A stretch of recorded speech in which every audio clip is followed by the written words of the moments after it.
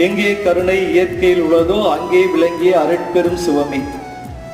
யாரே எனினும் இறங்குகின்றார்க்கு சீரே அளிக்கும் சிவமே சிவமே.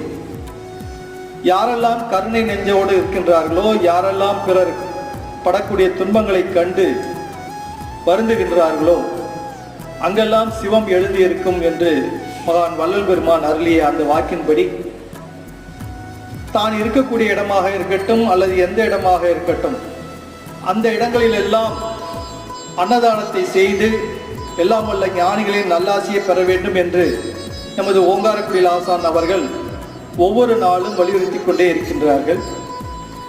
அந்த வகையிலே அன்பர்கள் அனைவருமே பிற உயிருக்காக, பிற உயிர்கள் படக்கூடிய துன்பத்திற்காக, அவருடைய பசியை தீர்ப்பதற்காக தம்முடைய உழைப்பையும் தன்னுடைய நேரத்தையும் அதே நேரத்தில் தன்னுடைய பொருளையும் செலவு